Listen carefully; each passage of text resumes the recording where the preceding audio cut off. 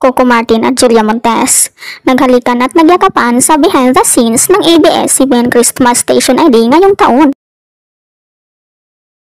Abala si Julia Montes sa kanilang Christmas Station ID nitong taon, ngunit habang may ginagawa, walang kamalay-malay na si Coco ay nagmamasid sa kanya.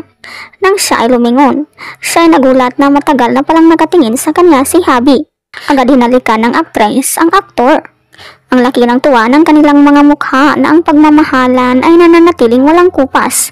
Walang hanggan ang kaya ang pagmamahalang ito, gaya ng kanilang istoryang ginampanan sa teleseryeng Walang Hanggan. Nakakabilib ang mag-asawang ito dahil kahit matagal ang alam ng publiko na sila ay may mga anak na, kanilang pinanindigan ang desisyong itago sila. Hindi gaya ng ibang celebrities na walang ibang salita. Sobrang protective nila sa kanilang mga anak. Sa Christmas Station ID, kasama ni Coco ang cast ng Batang Quiapo, ngunit silang dalawa ni Julia ay nakadikit na rin. Ayaw mahiwalay kahit sa music video. Kanilang kasama ang mga bigating mga artista na mga matalik na kaibigan, kasama ang ABS-CBN bosses. Sobrang nag-enjoy si Coco na sa kanyang gilid ay andun si Julia.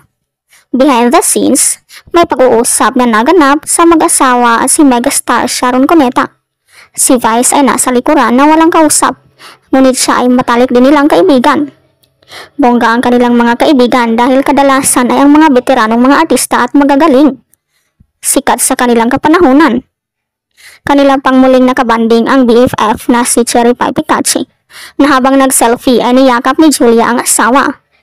Of course, kasama ang mga magagaling na mga artista na sina Sharon Cuneta, Angel Aquino, Christopher De Leon, Albert Martinez at John Estrada, na habang abala sa kaka-selfie, si Julia ay abala sa pagyakap kay Coco.